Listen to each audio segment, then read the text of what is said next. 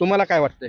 सध्या राजकीय पुढाऱ्याची नैतिकता संपली आणि जी आत्महत्या किंवा जनतेबद्दल कळवळा कोणालाच नाही. काल अशोक चव्हाण पण गेले हो आहेत. हो हो त्याच्या मागं घोटाळा काय असेल म्हणून गेला असेल, नाहीतर खरा लढणारा जातो काय? आपल्याला पक्षाचा जो अभिमान आहे तो जातो काय? नाही जात. मतदार म्हणून काय वाटतं? पूर्ण राजकारण विस्कळीत झालेलं आहे. जनतेचा इथं काही विचार नाही आहे, जनतेच्या मताचा विचार नाही. मतदान करा, बाजूला करा, निवडून आलेले आमदार खासदार जे काय असतील पुन्हा नंतर मनमानी चालू आहे सर. लोकशाही राहिलेली नाही. काय वाटतंय? काय वाटतं ह्या राजकीय परिस्थितीवर कोणाला मतदान करावं हेच सुचत नाही सर. राजकारणी लोकांचं त्यांच्या मतलुबासाठी सगळं चाललंय. इकडून तिकडं तिकडून इकडं. मग आता एकनाथ शिंदेने भाजपमध्ये म्हणजे शिवसेना फोडली. माझं असं म्हणणं आहे की त्यांनी शिवसेना म्हणजे स्वतःचा पक्ष स्थापन करायला पाहिजे होता. असं दुसऱ्याच्या आयत्या पीठावर कुठे मारले झालं ते काम. पण आता सध्या घडामोड कोण कुठे चालले तेच कळणे गेले. तर कुणावर विश्वास ठेवा काहीच कळत नाही सध्या. जनतेच्या प्रश्नाला संख्या सरकार गांभीर्याने घेत नाही, काही नाही. त्यांचाच वरी गोंधळ चालू आहे. कोणी कोणाचा खाली विचार करीत नाही. गरीबाचे म्हणजे शेतकऱ्यांचे हाल आहेतच आहेत. आम्ही जरांगे पाटलाचंच ऐकणार. उद्या चालून त्यांनी पॅनल बी तयार केला तरी आम्ही त्याच्यामध्ये त्यांनी ज्याला मतदान करतील करा म्हणतील त्यालाच करू आम्ही सांगतो तुम्हाला.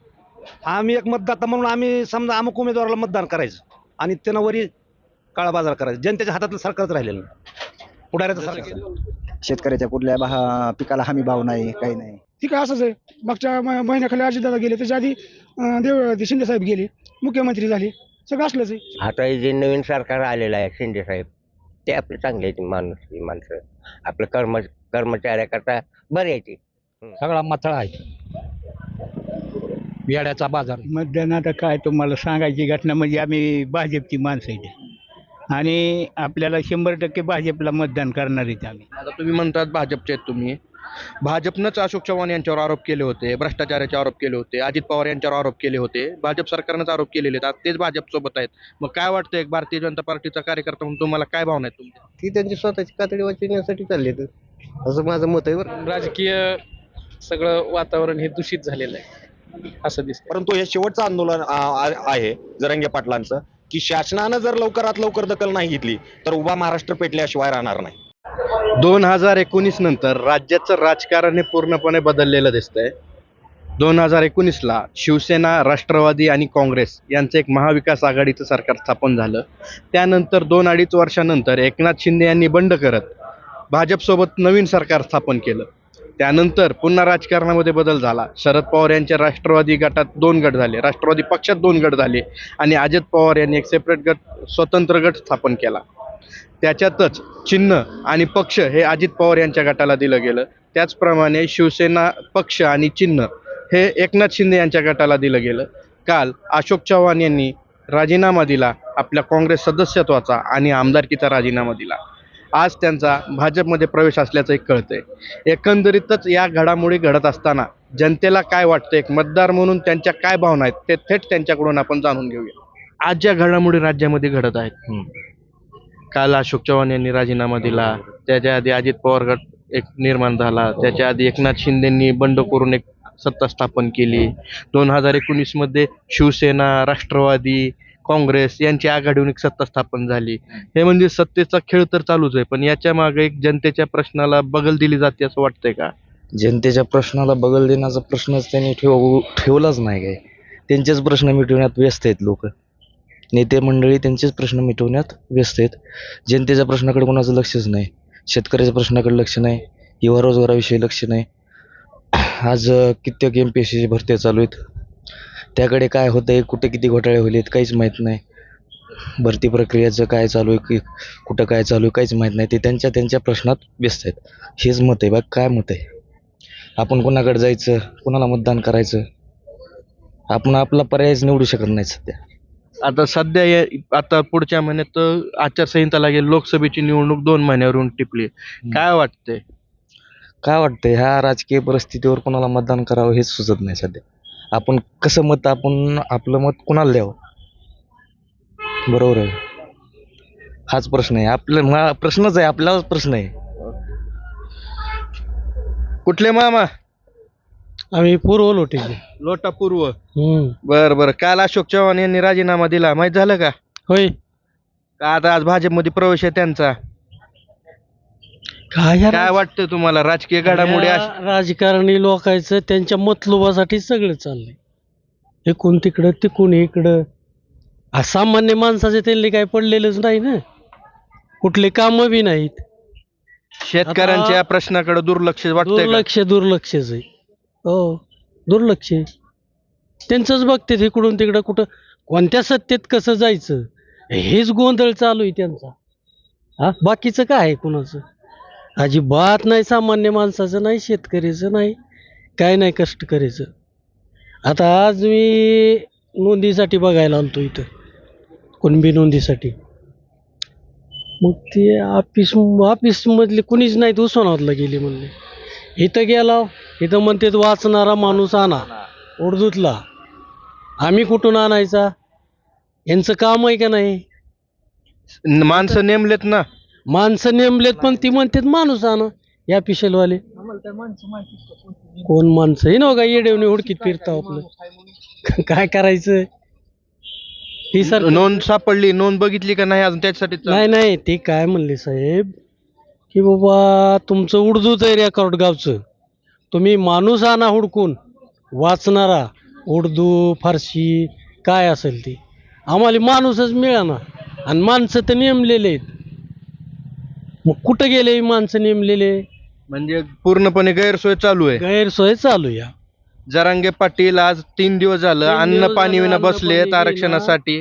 हो, त्याचं काय गांभीर्य नाहीच. म्हणजे प्रशासनाकडून काहीच नाही. प्रशासनाकडून बिन सरकारचं बी असं तसंच आहे ना.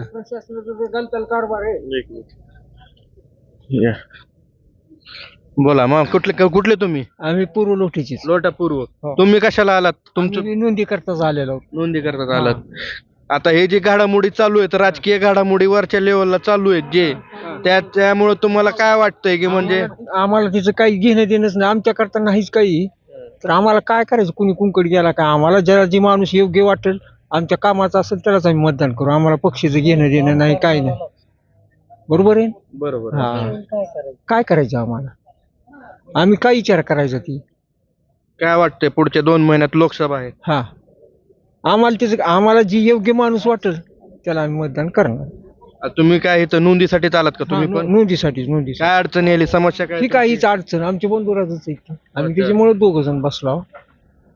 कुणाचाच पत्ता नाही. ते माणूस हुडकून आणा, माणूस नेमलाय म्हणते. आता आम्हाला माणूसच माहित नाही कोणता नेमलेला आहे ती. हा, काय तिच्या कपाळावर शिक्का बी नाही हुडकायला. त्याच्यापेक्षा काय जास्त बोलायचं? नो. सचिन शिंदे, गाव बाबळगाव. बाबळगाव. काय एकंदरीत जे राजकीय घडामोडी सध्या चालू आहेत, सुरू आहेत, काय वाटतं याच्याबद्दल? त्याच्याबद्दल असं नाही काढायला पाहिजे होतं. आता अशोक चव्हाण पण आज चालेल भाजपमध्ये. मग आता एकनाथ शिंदेने भाजपमध्ये म्हणजे शिवसेना फोडली. माझं असं म्हणणं आहे की त्यांनी शिवसेना म्हणजे स्वतःचा पक्ष स्थापन करायला पाहिजे होता. असं दुसऱ्याच्या आयत्या पिठावर कुठे मारले झालं ते काम. असं नसायला पाहिजे होतं. अजित पवार सेम राष्ट्रवादी सोबत हो, त्यांनी पण तसंच केलं. पण त्यांचं कसं आहे, शरद पवार आणि अजित पवार चुलत नाहीत, पण ते पवार घरात राहिले ना राष्ट्रवादी. तसं ते आता शिवसेना दुसरीकडे गेली, म्हणजे ठाकरे घरात राहिलं नाही असं वाटतं मला. काल अशोक चव्हाण यांनी राजीनामा दिला, आज त्यांचा भाजपमध्ये प्रवेश आहे. पण एकंदरीत जनतेच्या प्रश्नाकडे एकदम म्हणजे बगल दिले असं वाटतंय का? हो, वाटतंय की जनतेचं कोणाला काहीच पडलेलं नाही. म्हणजे सगळे आपापले भ्रष्टाचार लपवण्यासाठी भाजपमध्ये जाईल. म्हणजे आता बरेच जण म्हणतात भाजपाशी वॉशिंग पावडर आहे, ते कसले पण काय पण भ्रष्टाचार करा, सगळे धुतलेल्या तांदळासारखे स्वच्छ होतात, असं म्हणजे भाजपचं काम चालू आहे. शेतकऱ्यांचे जे आहे सोयाबीनचा आज भाव जे आहे 4,200 4,000 पर्यंत येऊन ठपलाय, पण कुणाला 10 त्याच्याबद्दल वर्षापासून हाच भाव आहे सोयाबीनचा. म्हणजे शेतकऱ्याच्या कुठल्याच मालाला भाव नाही, पण बाकीचे कुठल्या वस्तूचे भाव वाढलेले आहेत. फक्त शेतकऱ्याच्या मालाचा भाव वाढत नाही असं झालेलं. एकूणच जे राज्यातील राजकीय घडामोडी चालू आहेत, म्हणजे 2019 पासून आपल्या महाराष्ट्राच्या राजकीय घडामोडी खूप वेगवेगळ्या पद्धतीने चालू आहेत. शिवसेना, राष्ट्रवादी, काँग्रेस यांनी मिळून एक महाविकास आघाडीचं सरकार स्थापन केलं. त्याच्यानंतर एकनाथ शिंदेनी बंड करून भाजपसोबत सत्ता स्थापन केली. त्याच्यानंतर अजित पवार गट एक निर्माण झाला, राष्ट्रवादी फूट पडली समजायचं, ते सामील झाले. काल अशोक चव्हाण यांनी राजीनामा दिला, आज त्यांचा भाजपमध्ये प्रवेश. म्हणजे एकंदरीत या सगळ्या गोष्टी घडतायत. एक जनता म्हणून, एक मतदार म्हणून काय वाटतं? पूर्ण राजकारण विस्कळीत झालेलं आहे. जनतेचा इथं काही विचार नाही, जनतेच्या मताचा विचार नाही. मतदान करा, बाजूला करा, निवडून आलेले आमदार खासदार जे काय असतील पुन्हा नंतर मनमानी चालू आहे सर. लोकशाही राहिलेली नाही. मूळ प्रश्नांना बगल दिली जाते जनतेच्या. जनतेचे मूळ प्रश्न तर बाजूलाच राहिले. आता हे महाराष्ट्रात कुणबी प्रमाणपत्राचा विषय राहिला. कुणबी प्रमाणासाठी 8 दिवस झालं आम्ही रोज हेलपाटे घालतो. ते म्हणते तर मोडी लिपी वाचक तुम्ही घेऊन या. आता आम्हाला जर मोडी लिपी वाचक भेटत असता तर आम्ही तुमच्या कार्यालयात आलो असतो का? प्रशासनानं एक नेमणूक केली ना वाचक म्हणून. अजिबात नाही. नेमणूक केलेली आहे. ते म्हणते तुमच्या गावाचं रेकॉर्ड नाही आहे. मग रेकॉर्ड नाही याच्यावर आम्ही जनतेनं विश्वास कसा ठेवायचा गावागावानी? तुम्ही एक गावातला प्रतिनिधी सरपंच तरी बोलवा. तुमच्या गावचं रेकॉर्ड सरपंचाला दाखवा, आम्हाला दाखवू नका. आम्ही जनतेला एक माणूस प्रतिनिधी नेमावा अशी आमची विनंती आहे. आज जरांगे पाटीलांचा एक आज तिसरा दिवस आहे. ते उपोषणाचा. अन्न पाणी विना बसले तरी म्हणजे प्रशासनाने सरकार प्रशासन काहीही दखल घेत नाही. इथं फक्त इथं जाती तर तेढ निर्माण करायचं आणि राजकारणाची पोळी भाजून घ्यायची एवढंच चालू आहे त्यांचं.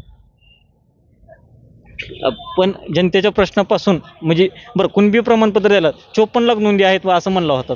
त्यातल्या आम्हाला दाखवा ना. कळंब तालुक्यात फक्त 8 ते 9 गावाच्या फक्त नोंदी सापडल्यात.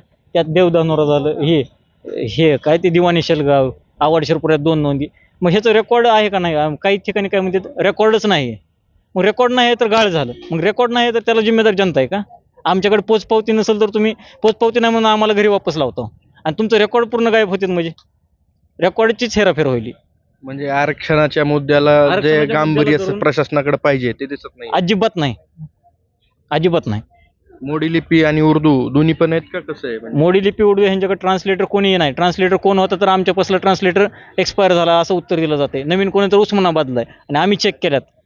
तुम्ही चेक केल्यात पण त्याच्यात जर विसरून राहिली असेल तर जनतेचं आमची समजा विसरून एक पान राहिलं तुमच्याकडून त्यात आमचंच आहे. मग आम्हाला आरक्षणच नाही का? आम्ही शेतकरीच नाहोत का? बागायतदार म्हणून आमच्या 7/12ला नोंद आहे. शेती करणाराच बागायतदार असू शकतो ना. 2019 नंतर राज्याचं राजकारण हे पूर्णपणे बदललंय आणि याच्यातून जनतेच्या प्रश्नाला मूळ बगल दिली जाते असं वाटतंय का तुम्हाला? काही पक्षामध्ये जर बघायला गेलं तर तसं वाटतंय. कुठं कुठं वाटत नाही. पण आता सध्या घडामोड कोण कुठं चालले तेच कळणे गेले. तर कुणावर विश्वास ठेवा काय हे काहीच कळत नाही सध्या. काल अशोक चव्हाण यांनी राजीनामा दिला. आज भाजपमध्ये प्रवेश. त्याच्या आधी अजित पवार गट, त्याच्या आधी शिंदे यांचं बंड. म्हणजे एकंदरीत सत्तांतर हे आणि सत्तेचं विभाजन हे आपल्याला दिसायला. हो सुरुवात झाली दिसायला पण ते अजून दमादमा अजूनही वाढू शकते. आता कुठल्या पक्षाचं कोण नेता कुठे चालले त्याचं काहीच सांगता येणं गेलं. मग जनतेचं काय मग याच्यात? जनतेचं काय नाही. जनते वारेवर आहे सध्या. येणाऱ्या 2 महिन्यानंतर लोकसभेचं निवडणूक आहे. बघू आता त्याचे चेहरा तर नाही कोणच आता समोर. बघावं लागेल आता. सध्या कोण वाटतंय दावेदार आपल्या जिल्ह्याचा? दिल्ली दावेदार तर बीजेपीच वाटते आता. बीजेपी वाटते पण अजून त्यांचा उमेदवार तर नाही. उमेदवार तर नाही पण त्यांनी काही करू शकते. सामदंड भेद काही करून सांगता येत नाही त्यांचं काही. म्हणजे ते सत्ता स्थापन करतील काही करून करतील. कळमचेच आहेत का? काय वाटतंय जनतेच्या प्रश्नाला काय सरकार गांभीर्याने घेते असं वाटतंय का? जनतेच्या प्रश्नाला संख्य सरकार गांभीर्याने घेत नाही. काही नाही. त्यांचाच वरी गोंधळ चालू आहे. कोणी कोणाचा खाली विचार करीत नाही. गरिबाचे म्हणजे शेतकऱ्यांचे हाल आहेतच आहेत. शेवटी शेतकऱ्याचं काय म्हणणं आहे? शेतकऱ्याचं म्हणणं आहे की आता त्यांच्या कागदपत्रे ते त्यांचा विचार करते. असं करू तसं करू कुठाचा घोषणा नाही त्यांच्या काहीच नाही. अगर काही कागद हे आहे सगळं लोकांना मदत मिळत नाही काही नाही शेतकऱ्यासाठी असं आहे. की राज्याच्या ज्या घडामोडी चालू आहेत सध्या राजकीय तर याच्यामध्ये एक मतदार म्हणून तुम्हाला काय वाटतंय? काय नाही आम्हाला आधी आरक्षण पाहिजे तेव्हा आम्ही मतदानासाठी करणार. सांगतो आरक्षण नोंदीचं बघितलं. नोंदीत सापडली का? सापडल्या त्या पण आमच्या घरचेचं सापडलंय. घरचेचं मग तिच्या वडिलाच्या नावावर मिळाले पण ती आमच्या मुलाला त्याचा फायदा होत नाही ना. असं आहे. सगळे सोयऱ्याच्या ह्याच्यामध्ये त्यांनी जे आश्वासन दिलं होतं ते काय अजून त्याचंही झालं नाही. ते आता जरांगे पाटील मागे 3 दिवसापासून मागील बसलेले आहेत. अन्न पाणी त्यांनी काहीच घेतलेलं नाही. मग ते सगळे सोयऱ्याचा जोपर्यंत कायदा पारित होत नाही तोपर्यंत ते उपोषण सोडणार नाहीत. काय वाटतं तुम्हाला? सरकार गांभीर्याने घेईल का? आता काय त्याचा प्रश्न सरकारचा ती घेईल अगर नाही घेईल पण आम्ही आमच्या मतावर ठाम आहे. आम्ही जरांगे पाटलाचंच ऐकणार. उद्या चालून त्यांनी पॅनल बी तयार केला तरी आम्ही त्याच्यामध्ये त्यांनी ज्याला मतदान करा म्हणतील त्यालाच करू आम्ही सांगतो तुम्हाला. ह्याच्या पुढे काय आमचं नाही. कुठले मामा तुम्ही? एकाच गावचे अंदोराचे. काय वाटतं तुम्हाला? एक जनता मतदार म्हणून ज्या राजकीय घडामोडी होत आहेत त्याच्याबद्दल काय वाटतंय? आता मतदार म्हणून जे कर्तव्य होतं ते आम्ही केलं. एक मतदाता म्हणून कर्तव्य आम्ही केलं. आता समोर वरी काय करते ते आमच्या हातात आहे का? मग आता सगळ्या गोष्टीचा विचार करूनच आताच मतदान करू नये आम्ही. एक शेतकऱ्यांच्या प्रश्नाला पूर्णपणे बगल दिली जाते. शेतकऱ्यांच्या उत्पन्नाला, मालाला कसलाच हमी भाव ती दखल घेतली जात नाही, काहीच नाही. सोयाबीनची आज आपल्या इकडे परिस्थिती आहे, बेकार परिस्थिती आहे. अहो, स्वामीनाथनला भारतरत्न दिलंय, ऐकून घ्या. स्वामीनाथनला कुठल्या शिफारशी लागू केल्यात? स्वामीनाथन जे आयोग होता त्यांचा मृत्यू झाला, त्यांना भारतरत्न दिलंय. शेतकऱ्यासाठी जे समस्या मांडल्या होत्या स्वामीनाथननं, त्या समस्या तुम्ही काय काय म्हणजे शेतकऱ्यापर्यंत पोहोचवल्यात. आणि आम्ही एक मतदाता म्हणून आम्ही समजा अमुक उमेदवाराला मतदान करायचं आणि त्यानं वरी काळा बाजार करायचा. जनतेच्या हातातलं सरकारच राहिलेलं नाही, पुढाऱ्याचं जसं की सरकार. 2019ला मतदारानं मतदान केलं आणि त्याच्यानंतर शिवसेनेनं म्हणजे महाविकास आघाडी स्थापन झाली. शिवसेना, काँग्रेस आणि राष्ट्रवादी यांची आघाडी स्थापन झाली. त्याच्यानंतर शिंदेनी बंड केलं, त्याच्यानंतर अजित पवारांचं बंड, आता काल अशोक चव्हाण यांनी राजीनामा दिला, आज भाजपमध्ये प्रवेश. काय म्हणणं आहे तुमचं? सगळ्यात महत्वाची गोष्ट पूर्णपणे शेतकऱ्याला बगल दिली बघा, पूर्णपणे. आता विचार करा, अनुदान अनेक मिळाले नाहीत. कांद्याचं अनुदान जाहीर केलं शासनानं 3.5 रुपये किलो प्रमाणे, क्विंटल प्रमाणे. त्याच्या अनेक अनुदान गेल्या फेब्रुवारीमध्ये. विमा पडला का तुम्हाला? अर्धा पडतो, गेल्या वर्षीचा अर्धा पडतो, ह्या वर्षीचा. दुसऱ्या मधल्या टप्प्यातलं भांडण कंपनी बरोबर आहे म्हणते कुठं. आणि आपल्या इकडे तर आमदार तर टाकतात विमा विमा विमा म्हणून. आणि आमदाराचं काय, त्यांना त्यांचं दुकान कसं चालायचं हो? त्यांना बोलावं तर लागेल जनतेसाठी काहीतरी. ही मॅटर कोर्टात गेलंय, कंपनी देत नाही, कलेक्टरनं वसुली केली, हे सगळं सांगतात ते न्यूजमध्ये. प्रत्यक्षात करते काय आहे? आम्ही एक मतदाता म्हणून इमानीत बरं मतदान केलं. आता येणाऱ्या 2 महिन्यानंतर येतात निवडणूक लागली. आता लोकसभेचा वार व्हायला लागले. आता त्यांचे बी कामं चालू आहेत करायला. आता कोण कोण काय काय करतात ते बघितल्याच्या नंतर मग आम्ही डिसिजन घेऊया ना. आम्ही गेल्या वेळेस कुणाला मतदान केलं तर कुणी काय केलं, आता कुणाला काय करायचंय.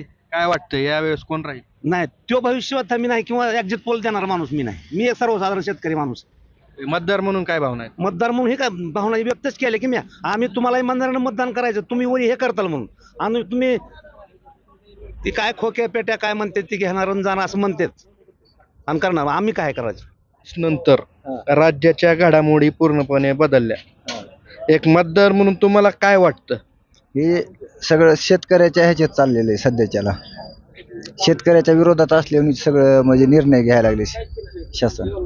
शेतकऱ्याच्या कुठल्या पिकाला हमी भाव नाही, काही नाही, असा विषय आहे सगळ्यात. कालच्या ह्याच्यात, काल परवाच्या ह्याच्यात खासदारांनी मांडलं होतं त्या संसदेमध्ये, कांद्याला हमी भाव द्या, कुठल्या बी शेतकऱ्याच्या पिकाला. तुम्ही बाकीचे हा भाव ही करता, शेतकऱ्याचे म्हणजे फक्त शेतकऱ्याच्या ह्याच्यावर तुम्ही कमी जास्ती भावाचे ही करता, खताच्या ह्याच्यावर का करीत नाहीत, सिमेंटच्या ह्याच्यावर का करीत नाहीत, असा प्रश्न मांडला होता त्यांनी संसदेमध्ये. पण त्यांनी काय केलं त्याचं पुढचं काय माहित नाही आम्हाला. मतदार म्हणून काय वाटतं तुम्हाला येणाऱ्या काळात काय? येणाऱ्या काळात का? येणाऱ्या काळात काय, आता लोकसभा आहे 2 महिन्यात. नाही, जी चांगली कामं करते त्याची पावती देणार ना. ज्यांनी व्यवस्थित काम केलं त्यामुळे आम्हाला लोक का मतदान करणारच ना. समोरचा उमेदवार बघून लोक मतदान करणार. उमेदवाराची पावती का, उमेदवारांनी काय काम केलं हे बघून ही करणार ना. 2019 नंतर राज्याचं राजकारण पूर्णपणे बदललंय. एक मतदार म्हणून तुम्हाला काय वाटतंय? सगळं चुकीचं आहे. एकमेकाचं पक्षी फोडायचं हे नाही, त्या गटाचं त्या गटाचं. शेतकऱ्यावर कसलंच लक्ष नाही. सरकारचं पूर्ण लक्ष शेतकऱ्यावर कसलंच नाही. या कसं शेतकऱ्याला काहीच विचारलं गेलं जात नाही. फक्त ह्यांचं चालू आहे, ह्याचा गट त्याचा गट, त्याचा आली, ह्याची गेली, रात्री एक गेली, काल एक, आज दुसरी झाली, असलं सगळं चालू आहे. काल अशोक चव्हाण यांनी राजीनामा दिला, आज भाजपमध्ये प्रवेश आहे त्यांचा. हो, ठीक आहे, असंच आहे. मागच्या महिन्याखाली अजितदादा गेले, त्याच्या आधी शिंदे साहेब गेले, मुख्यमंत्री झाले. सगळं असलंच आहे. शेतकऱ्याकडे लक्ष आहे का त्यांचं? काही आहे का शेतकऱ्याकडे लक्ष? शेतकऱ्याकडे बिलकुल लक्ष नाही. दुष्काळ परिस्थिती आहे का काय त्याचं? काही काहीच नाही. एक मतदार म्हणून काय भावना आहेत आता इथून पुढं? काय भावना आहेत? आता जरी आपण कोणाला पण निवडून दिलं तरी असंच फोटाफोटीचं राजकारण होत गेल्यावर काय आहे? विरोधी पक्षच नाही राहतच नाही. विरोधी पक्ष सगळा जातो. जनतेनं करायचं काय? कुठले मामा? आम्ही उस्मानाबाद. 2019 नंतर जे राज्याचं जे राजकारण पूर्ण बदललंय, तर एक मतदार म्हणून तुम्हाला काय वाटतंय? चांगलं वाटतं. चांगलं वाटतं. काय कारण? कारण का आपण ते हाऊस की पहिल्यापासून मतदारामध्ये. ज्या पद्धतीनं 2019ला सत्ता स्थापन झाली, त्याच्यानंतर शिंदे गट निर्माण झाला, त्याच्यानंतर अजित पवार गट निर्माण झाला. हो ना. एक मतदार म्हणून काय भावना?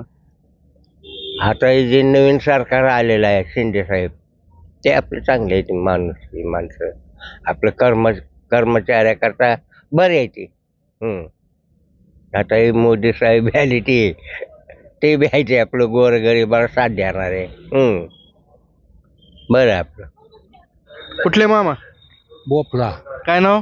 बाबूराव जाधव. बाबूराव जाधव. काय वाटतंय राज्यामध्ये ज्या राजकारणाच्या घडामोडी चालू आहेत, एक मतदार म्हणून तुम्हाला काय वाटतंय? सगळा मथळा आहे, येड्याचा बाजार आहे.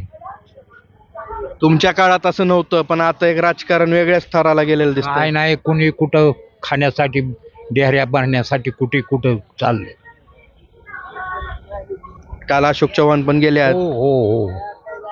त्याच्या माग घोटाळा काय असेल म्हणून गेला असेल, नाहीतर खरा लालणारा जातो काय? आपल्याला पक्षाचा जो अभिमान आहे तो जातो काय? नाही जात. आणि असंच झालेलं आहे सगळ्या पक्ष. येणाऱ्या काळात 2 महिन्यानंतर लोकसभा लागेल, एक काय वाटतंय मतदार म्हणून काय भावना आहे? हे सगळे ही जी बंडाळी केली लोकांनी सगळी साफ होणार. सगळी साफ होणार. कोण त्याच्यावर विश्वास ठेवील? अहो, ज्यानं पक्ष स्थापन केला त्याला लाथा मारून गेले. पक्ष बिहरिवला चिन्ह बिहरिवलं काय? मग ते काहीतरी घोटाळ्यासाठीच ती ईडीचा प्रश्न आहे. ईडी त्यांच्या मागं भाजप सरकारला होते. एक भाजप कुठंतरी एक दबाव तंत्र वापरून करते असं म्हणणं आहे का? हो. एक शेतकऱ्यांच्या प्रश्नाला तर आज काय वाटतं? शेतकरी काय नाही त्याला काय सुद्धा नाही. उगं आपलं शेंगदाणा कोंबडीला दाणा टाकते तर त्याच्यावर शेतकरी आपला खुश करते. आज सोयाबीनची जी परिस्थिती आहे आपल्या भागात, 10,000चं 4,000वर सोयाबीन आलं. 10,000चं 4,000. बोला की काय? कसं शेतकऱ्यानं जगायचं? शेतकऱ्याची व्यथा शेतकऱ्याला समजते. काय त्याचं काय कष्ट आहे, काय लागत आहे, काय जात आहे. हो. कुठले आहेत तुम्ही? मांगुळगावचं आहे ते. मांगवडगाव, तालुका केज, जिल्हा बीड. बरं. काय नाव? आसुरुबाई इंगळे. 2019 नंतर ज्या पद्धतीनं राज्याचं राजकारण बदललंय, जसं कालचीच गोष्ट घेतली तर अशोक चव्हाण यांनी राजीनामा दिलाय ना, आज त्यांचा भाजपमध्ये प्रवेश आहे. त्याच्या आधी अजित पवारांचा गट स्थापन झाला, त्याच्या आधी एकनाथ शिंदेचं बंड. एकूणच मतदार म्हणून काय वाटते तुम्हाला? मतदान आता काय तुम्हाला सांगायची घटना म्हणजे आम्ही भाजपची माणसं आहेत आणि आपल्याला 100% भाजपला मतदान करणार आहेत आम्ही. कारण दरांगेनं ती मजा केली, लेकराली नोकऱ्या लागावत म्हणून हे केलंय. ती उपोषणला बसलेला बिचारा म्हणून आनंद वाटला, दुसरं काय आहे. आता तुम्ही म्हणतात भाजपचे आहेत तुम्ही. भाजपनंच अशोक चव्हाण यांच्यावर आरोप केले होते, भ्रष्टाचाराचे आरोप केले होते, अजित पवार यांच्यावर आरोप केले होते, भाजप सरकारनंच आरोप केलेले आहेत. आज तेच भाजप सोबत आहेत. मग काय वाटतं, एक भारतीय जनता पार्टीचा कार्यकर्ता म्हणून तुम्हाला काय भावना आहेत तुमच्या? आता आपली काय भावना आहे बाबा, आपण जी घडायची सत्य सांगायचं तर आपण काय बोलावं बाकी. राजकारणाचा भाग आहे. तुमचं काय नाव? शहाजी गुले कळमचेच आहेत का? बरं, काय वाटतं एक राजकीय जे घडामोडी घडतायत, एक राजकीय ज्या सध्या चालू आहेत, आणि एक मतदार म्हणून मतदाराच्या ज्या भावना असायला पाहिजे, एक मतदार म्हणून तुम्हाला काय वाटतंय? ती त्यांची स्वतःची कातडी वाचवण्यासाठी चालली तर असं माझं मत आहे बरं का. कारण त्यांनी जर नसताच भ्रष्टाचार केला तर गेलेच नसते. असं एक वाटतंय मला की यांनी केलेलं असणार तेव्हाच चाललंय ती. एक मूळ प्रश्नांना पूर्णपणे बगल दिली जाते असं वाटतंय का जनतेच्या? हो ना, हे जनतेचा मूळ प्रश्न बाजूलाच राहिले, ती राजकारण वेगळीकडेच चाललंय ना. राजकारण लय खतरनाक होतं. राजकारण जे आहे ते गटातटाचं राजकारण आहे, हे विरोधी पक्ष संपविण्याचं काटकारस्थान म्हणायचं. शेतकऱ्यांबाबतीत काय वाटतं तुम्हाला? काय शेतकऱ्याला काहीच नाही या वर्षी, तर कुठंच काही मिळालेलं नाही. कुठलंच पीक विमा बी नाही, कुठं 25% दिलेले आहेत. पुन्हा देतो म्हणून सांगितलं, कुठलाच पीक विमा आला नाही. आपले तर आमदार म्हणते तिकडचे की पीक विमा आलाय, जमा झालाय. काय जमा झालाय म्हणते तर 10 लोकांतून 4 लोकांच्या नावावर जमा झालं, बाकीचे काय ज्यांनी का तक्रारी केल्या त्यांचेच नाव आलेत, बाकीचे आलाच नाही पीक विमा. हो ना, मग ती कसलं येणाऱ्या काळात जनता कुणासोबत राहील? ती पुढचं काय सांगू शकत नाही जनतेचं. जनतेच्या मनातले काहीच सांगू शकत नाही आणि कुणीच सांगू शकत नाही कुणाला निवडून आणतील, त्याचा पत्ता नाही. सांगू शकत नाही कुणीच. कुणी मीच नाही. आता एक बरोबर. काय नाव? राम हरी किसनराव लोकरे. एकंदरीत 2019 नंतर जे राज्याचं राजकारण ज्या पद्धतीनं चालू आहे, 2019ला मतदारानं मतदान केलं, त्याच्यानंतर शिवसेना, राष्ट्रवादी, काँग्रेस यांचं सरकार स्थापन झालं. 2 वर्षानंतर एकनाथ शिंदे यांनी बंड करून भाजपसोबत सत्ता स्थापन केली. त्याच्यानंतर अजित पवार यांनी बंड केलं. काल अशोक चव्हाण यांनी राजीनामा देऊन आज भाजपमध्ये प्रवेश आहे. तर एकंदरीत या घडामोडी घडतायत राज्यामध्ये. तर एक मतदार म्हणून तुम्हाला काय वाटतंय? सध्या राजकीय पुढाऱ्याची नैतिकता संपली आणि जी आत्महत्या किंवा जनतेबद्दल कळवळा कुणालाच नाही. फक्त स्वतःचं कुठं टेकतंय आणि स्वतःचं हित कशात आहे, ही राजकीय पुढाऱ्याची ध्येय धोरणं झाली. जनतेसाठी मला सांगा कुणी त्याग केला असा एकही दाखवा पुढारी. ही कसं आहे, समजा स्वार्थाचं आणि आपल्याला सत्ता कशी आपली टिकल ह्यासाठी चाललेलं आहे, बाकीचं काय. शेतकऱ्यांचं सरकार म्हणतंय काय ग? काय शेतकऱ्याचं सरकार नुसत्या घोषणा, हवेत घोषणा, द्यायला ना घ्यायला. उलट सरकार नाही, उलट म्हणता येणार नाही आपल्याला तसं. पण एक कसं आहे, बोलल तसं तुम्ही वागा. तुम्ही एक 10 रुपये जाहीर केलं ना, विमा म्हणा, अनुदान म्हणा, अरे ती निष्ठू ती कापूस का लोण्याचा गोळा कापसाचं बोळ दाखवू नका. कमीत कमी तुम्ही 10-100 मंजूर केले तर 10 तरी त्याच्या पदरात टाका. काहीच नाही, नुसत्या घोषणा. काय नाव तुमचं? सर्जेराव. कुठले? हावरगाव. काय वाटतंय मतदार म्हणून, काय भावना आहेत तुमच्या? शेतकऱ्यांचं सरकार आहे का? त्यांनी सांगितलं तेच काय हो काय जे शेतकऱ्यांचं सरकार आहे काही? नाही सरकार. शेतकऱ्याला माल झाला की भाव डाऊन करतात म्हणल्यावर शेतकऱ्याला खाली बिकायला लागायचे लक्ष नाही. सोयाबीनचा भाव कुठपर्यंत गेलता? सोयाबीनचा भाव किती आता? 45 आहे, 11,000वर. आता कुठं आलाय? आता आला 44वर, 45. काय वाटतंय मतदार म्हणून? मतदार म्हणून जर म्हणलं तर काय शेतकरी वर यायला काय चान्सच नाही काही. मग असे जर भाव का डाऊन केले तर कसा शेतकरी जगणार? इथलंच आहे. इथलं काय नाव? ढवळे. 2019 नंतर ज्या पद्धतीनं राज्यातील राजकारणामध्ये पूर्ण बदल झालाय, एक मतदार म्हणून तुमच्या काय भावना आहेत? काय वाटतं तुम्हाला? अपेक्षा काही पूर्ण झाल्या नाहीत व्यवस्थितरित्या. कुठलं प्रशासन चालत नाही, काय नाही. सगळं काल अशोक चव्हाण यांनी राजीनामा दिला, आज त्यांचा भाजपमध्ये प्रवेश आहे. त्याच्या आधी अजित पवार गट स्वतंत्र झाला, सत्तेमध्ये सामील झाला. त्याच्या आधी एकनाथ शिंदेचं बंड. एक मतदारांनी जे मत दिलेलं असतं त्या मताला काय तुम्हाला वाटतं एक मूल्य राहिले? मताला काहीच मूल्य राहिलं नाही आणि राजकारणी लोकांची निष्ठा राहिली नाही त्यांच्या राजकारणावर. म्हणून राजकीय सगळं वातावरण हे दूषित झालेलं आहे असं दिसतंय. 2019 नंतर राज्याचं राजकारण हे पूर्णपणे बदललं. शिवसेना महाविकास आघाडी सरकार स्थापन झालं. शिवसेना, राष्ट्रवादी आणि काँग्रेस एक महाविकास आघाडीचं सरकार स्थापन झालं. 2-2.5 वर्षानंतर एकनाथ शिंदेंनी बंड करून भाजपसोबत एक वेगळं सरकार स्थापन केलं. त्याच्यानंतर अजित पवारांनी बंड केलं, त्यांनी एक वेगळा स्वतंत्र गट स्थापन केला, ते सरकारमध्ये सामील झाले. कालची बातमी जी आहे की अशोक चव्हाण यांनी राजीनामा दिला आणि आज त्यांचा भाजपमध्ये प्रवेश असल्याचंही कळतंय.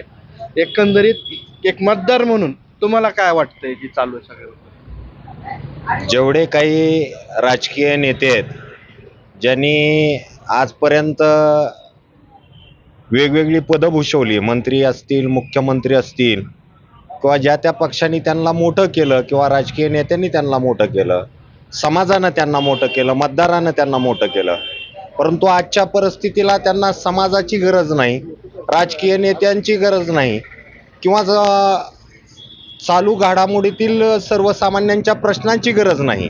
आज फक्त त्यांची खुर्ची आणि स्वतःचा पैसा सांभाळण्यासाठी हे लोक ह्या पक्षातून त्या पक्षामध्ये उड्या मारतायत आणि स्वतःचा बचाव करण्यासाठी, एक राजकीय अस्तित्व टिकवण्यासाठी ते आपल्या आपल्या पक्षामध्ये आपल्या सोयीनुसार एखाद्या पक्षाची निवड करतायत. एक शेतीमालाला ज्या पद्धतीने आज हमी भाव नाही आहे की तो आज काहीच भाव मिळत, शेतकऱ्यांच्या ज्या व्यथा आहेत याच्याकडे दुर्लक्ष होतंय असं वाटतंय का सरकारकडून? शेतकऱ्याच्या पिकाला भाव नाही आहे नव्हे तर शेतकऱ्याच्या ज्या धान्याचा उपयोग आपण समजा तेल असेल, शेंगदाणे असतील, गूळ असेल, याचे दर आवाक्याच्या बाहेर आहेत. गॅस जे मूलभूत गरजा आहेत त्याचे दर आवाक्याच्या बाहेर आहेत आणि एकीकडे शेतकऱ्यांना पिकाला भाव नाही. ही जाणीवपूर्वक सर्वसामान्याची कोंडी करून गुलाम बनवण्याचा हा प्रयत्न आहे. ज्वलंत जो मुद्दा आहे सध्या सुरू मराठा आरक्षणाचा, जरांगे पाटलांचा आजचा 3रा दिवस आहे, जे अन्न, पाणी, वैद्यकीय उपचार ते कसली सुविधा घेत नाहीत. सरकार अजून पण त्याला गांभीर्यानं घेत नाही असं वाटतंय का? सरकारनं आजवर अनेक आंदोलन चिरडून टाकण्याचं काम केलं, परंतु मनोज जरांगे पाटलानं शांततेच्या मार्गाने उपोषणाचा जो हत्यार उचललेला आहे त्याच्यापुढं शासनानं वेळोवेळी मनोज जरांगे पाटलांना आश्वासन देऊन, भूलतापा देऊन वेळोवेळी त्यांचं उपोषण सोडवण्याचा प्रयत्न केला आहे. परंतु हे शेवटचं आंदोलन आहे जरांगे पाटलांचं की शासनानं जर लवकरात लवकर दखल नाही घेतली तर उभा महाराष्ट्र पेटल्याशिवाय राहणार नाही.